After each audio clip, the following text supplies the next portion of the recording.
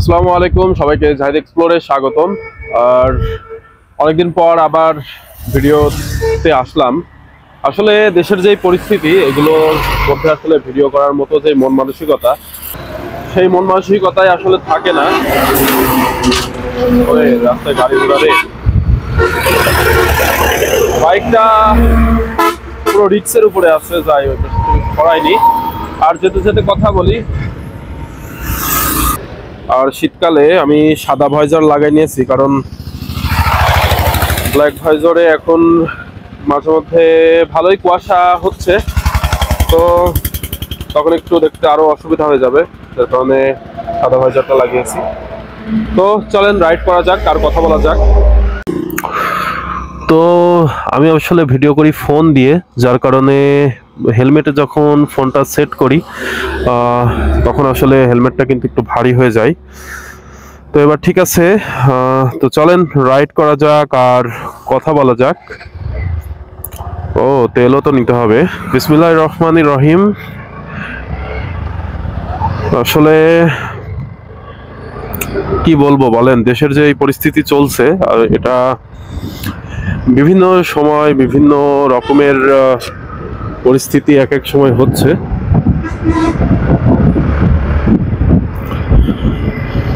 এই যে এখন নতুন ইস্যু শুরু হয়েছে, হিন্দু মুসলিম একটা দাঙ্গা। আসলে পুরোটাই যে স্বার্থবাদী মহল যারা আছে তাদের পরিকল্পিত ভাবেই তারা এটা করছে। এই জিনিসটা আসলে আমরা অনেকেই বোঝার চেষ্টা করছি না, অথবা বুঝেও হয়তো না বোঝার ইয়েতে আছি, যারা সুবিধা ভোগ করেছি আগে এবং করতে চাচ্ছে তাদের ক্ষেত্রে। বিষয়টা হচ্ছে যে আমরা তো এতদিন হিন্দু মুসলিম সবাই কিন্তু ছিলাম এই দেশে, সবাই কিন্তু একেবারেই প্রতিবেশী, আমাদের প্রতিবেশী হিন্দু ভাইরা যারা আছে, তারপর পরিচিত ভাই ব্রাদার যারা আছে, বন্ধুরা যারা আছে, তার কারোর সাথে কখনোই কোনোভাবেই কিন্তু ধর্মীয় কোনো বিষয় নিয়ে কিন্তু কথা হয়নি। এখন এই যে চিন্ময় যে হচ্ছে আপনার ইসকনের বহিষ্কৃত নেতা, ও কিন্তু বহিষ্কৃত নেতা, ওকে কিন্তু বের করে দেওয়া হয়েছিল ওর অপকর্মের কারণে। সেটা আপনারা জানেন যে হচ্ছে বাচ্চাদের সাথে কি অনৈতিক কাজকর্ম করেছে সেসবের ভিডিও পর্যন্ত মানুষ লিঙ্ক পর্যন্ত দিয়ে দিচ্ছে। মানে বোঝেন, সে একজন ধর্মগুরু, তার এই অবস্থা এবং তার এই চরিত্রের কথা কিন্তু হচ্ছে বলছে হিন্দু ধর্মেরই বেশ কিছু জ্ঞানীগুণী ব্যক্তি, যারা তাকে চেনে এবং এই বিষয়ে জানে। তারাই বিভিন্ন কিন্তু আপনার টিভি চ্যানেলে বিভিন্ন জায়গায় তারা কিন্তু বলছে যে হচ্ছে হ্যাঁ, তার চরিত্র এরকম, তাকে এই কাজের জন্য বের করে দেওয়া হয়েছে এবং তাকে হচ্ছে ইন্ডিয়ার অথবা অন্যান্য জায়গা থেকে বিভিন্নভাবে তাকে কাজে লাগানোর চেষ্টা করছে যে বহিষ্কৃত সরকার। সো এই যে বিষয়টা, এই বিষয়টাই আসলে মানে ইয়ে হচ্ছে আর কি।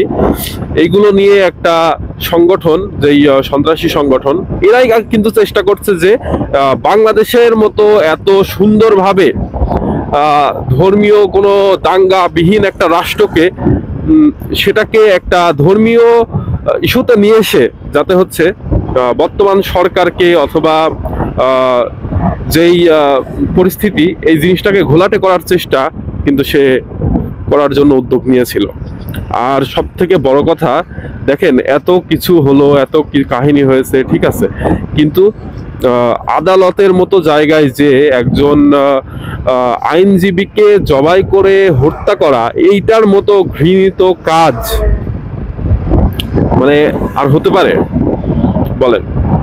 একটা মানুষ যাদের মাধ্যমে বিচার কার্যক্রম করে থাকে, তাকেই এই সন্ত্রাসী গোষ্ঠী এবং এর দ্বারা কিছু উস্কানি মূলক কথাবার্তা সে বলে তাদেরকে বিভিন্ন রকমের মানে বলছে আর কি, বিভিন্ন রকমের ভুয়া তথ্য দিয়ে যে বাংলাদেশের মুসলিমরা নাকি হিন্দুদের উপরে আক্রমণ করছে, এটা করছে, ওটা করছে। হ্যাঁ, মেন কথা হচ্ছে যে একজন হিন্দুকে গ্রেপ্তার করা হয়েছে, যার কারণে কিন্তু আন্দোলন করছে। মানে বিষয়টা হয়ে গিয়েছে যে একজন মুসলিম সরকার কেন একজন হিন্দুকে বিচার করবে? আরে ভাই, অপরাধ যে করবে সে হিন্দু কি, মুসলিম কি, বৌদ্ধ কি, খ্রিস্টান কি, সে তো অপরাধ তো অপরাধী। সে অপরাধের জন্য, দেশ বহির্ভূত কার্যের জন্য তো কিন্তু তাকে গ্রেপ্তার করা হয়েছে। তাকে কি হচ্ছে কোনো মানে হিন্দু বলে গ্রেপ্তার করা হয়েছে? কেন কত মুসলিমরা এই আন্দোলনে শহীদ হয়নি? কোন হিন্দু ভাইরা শহীদ হয়নি? কোন উপজাতি? সবাই তো হয়েছে। সবার মাধ্যমে কিন্তু এই সরকার পতন হয়েছে। শুধুমাত্র যে একজনের জন্য বা একজনকে টার্গেট করে এরকমটা কিন্তু কিছুই না। তো তোরা কেন ধর্মীয় বিষয় নিয়ে একপক্ষীয় ভাবে এইগুলো করার চেষ্টা করছিস?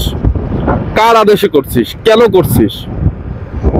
এই জিনিসগুলো আমাদেরকে সবারই সচেতন থাকতে হবে। আমরা যারা সাধারণ মানুষ, সাধারণভাবে যারা লাইফ লিড করছি এবং একটা সুষ্ঠু স্বাভাবিক দেশের চলতে চাচ্ছি, থাকতে চাচ্ছি, সেই জায়গাটা ব্যাহত যে এরা করছে এবং আমাদের যে ধর্মীয় একটা সহিংসতা বাঁধানোর চেষ্টা করছে, সেই জিনিসটা আমাদের সবাইকে বুঝতে হবে এবং সচেতন থাকতে হবে, যাতে এর মতো সন্ত্রাসী, এর মতো ঠান্ডা মাথার খুনি যাতে দ্বিতীয়বার আমাদের ধর্ম নিয়ে, অন্য ধর্ম নিয়ে কোনোভাবেই নিজেদের জাতির মধ্যে, বাংলাদেশি এই সমস্ত মানুষের মধ্যে যাতে তারা কোনো রকমের দাঙ্গা সৃষ্টি করতে না পারে, সেদিকেই কিন্তু আমাদের লক্ষ্য রাখতে হবে। তো এটাই হচ্ছে মূল কথা। আমরা যদি যার যার জায়গা থেকে সতর্ক থাকি, আমরা কিন্তু তাহলে এই সমস্ত মাস্টার মাইন্ড এদের পাতা ফাঁদে পা দিব না। আমাদের মূল কাহিনী হচ্ছে যেটা, আমরা আসলে অল্পতেই অন্যের কথা বিশ্বাস করে ফেলি, কোনো যাচাই বাছাই না করে, যার কারণে আসলে এই সমস্যাগুলো হয়ে থাকে। একটা আদালতের মতো জায়গায় একজন আইনজীবীকে হত্যা করা, এবং যেই সেই হত্যা না, সেটা জবাই করে হত্যা করেছে, সেখানে মানে বুঝতে পারছেন যে পরিস্থিতি কতটা ভয়াবহ এবং কতটা নৃশংসতা এখানে প্রকাশ পেয়েছে। তো তাকে গ্রেপ্তার করার কারণে আবার ওরই কিছু দুষ্কৃতী চক্র, ওরা আবার ওকে ছাড়ানোর জন্য আন্দোলন করছে। এটা কখনো সম্ভব যে একজন হত্যাকারী, একজন যার মাধ্যমে হত্যা হয়েছে, তাকেই ছাড়ানোর জন্য আবেদন করছে? এগুলো কারা করছে ভাই? এগুলো কিন্তু আপনারা জানেন এগুলো কারা করছে, কেন করছে। তো এই বিষয়গুলোতে আমাদের অবশ্যই সতর্ক থাকতে হবে এবং চোখ কান খোলা রাখতে হবে, যাতে কেউ আমাদেরকে উস্কানিমূলক কথা বলে আমাদের ভাইদের বিরুদ্ধে, আমার প্রতিবেশীর বিরুদ্ধে, আমার বন্ধুর বিরুদ্ধে দাঁড়াতে বাধ্য না করে। সেদিকে আমাদের অবশ্যই খেয়াল রাখতে হবে। তাহলে আমরা এই সমস্ত যারা ধান্দা, এই সমস্ত সুবিধাবাদী, এই সমস্ত খারাপ লোকগুলোর করা চক্রান্ত থেকে আমরা বাঁচতে পারবো। যাই হোক বন্ধুরা, কথাগুলো বললাম কারণ এগুলো নিয়ে প্রচুর হচ্ছে, প্রচুর কথা হচ্ছে, কথা না বলেও থাকা যায় না। আর ক্ষমাসুলভ দৃষ্টিতে দেখবেন যদি ভুল ত্রুটি হয়ে থাকে, আর আপনাদের মতামত অবশ্যই জানাবেন। আর আমার হিন্দু ভাইরা যারা আছেন অবশ্যই তারাও বলবেন যে আসলে সে এই কাজটা করছে, সে কি ঠিক করছে? আর আমরা তো এতদিন বসবাস করছি, আমরা তো এতদিন আছি, তো সেই জায়গাটা নিয়ে আমাদের সব সময় সতর্ক থাকার দরকার। সেই জন্য আমরা নিজেরা সতর্ক থাকবো এবং আমার ভাইদেরকে সতর্ক করব যে তোর আর আমার মধ্যে কোনো দাঙ্গা নাই, এটাকে বাঁধানো হচ্ছে কিছু স্বার্থবাদী মহল। সেই দিকে লক্ষ্য রেখে আমাদেরকে চলতে হবে। সবাইকে ধন্যবাদ, আর আমার চ্যানেলটি সাবস্ক্রাইব করে সাথে থাকবেন। সবাইকে আসসালামু আলাইকুম, আল্লাহ হাফেজ।